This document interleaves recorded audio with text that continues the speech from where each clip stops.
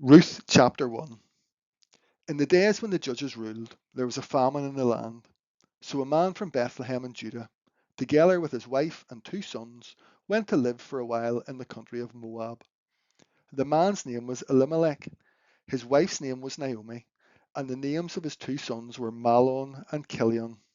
They were Ephrathites from Bethlehem, Judah, and they went to Moab and lived there. Now Elimelech, Naomi's husband, died, and she was left with her 2 sons. They married Moabite women, one named Orpha and the other Ruth. After they had lived there for about 10 years, both Mahlon and Kilion also died, and Naomi was left without her 2 sons and her husband. When Naomi heard in Moab that the Lord had come to the aid of his people by providing food for them, she and her daughters-in-law prepared to return home from there.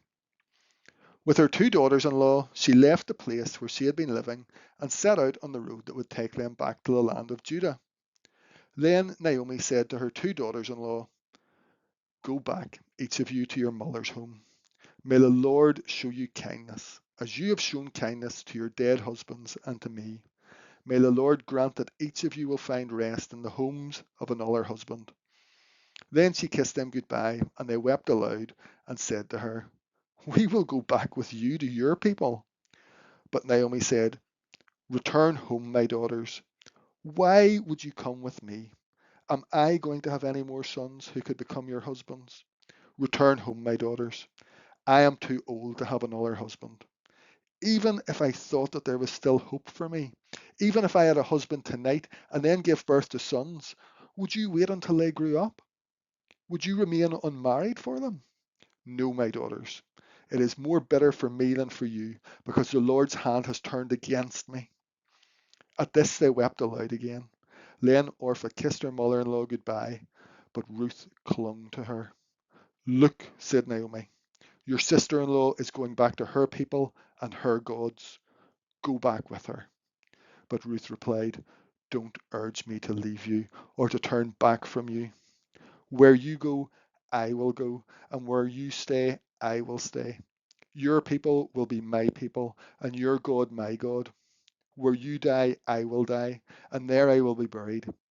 May the Lord deal with me, be it ever so severely, if even death separates you and me." When Naomi realized that Ruth was determined to go with her, she stopped urging her. So the 2 women went on until they came to Bethlehem. When they arrived in Bethlehem, the whole town was stirred because of them, and the woman exclaimed, "Can this be Naomi?" "Don't call me Naomi," she told them. "Call me Mara, because the Almighty has made my life very bitter. I went away full, but the Lord has brought me back empty. Why call me Naomi? The Lord has afflicted me. The Almighty has brought misfortune upon me." So Naomi returned from Moab, accompanied by Ruth the Moabite, her daughter-in-law, arriving in Bethlehem as the barley harvest was beginning.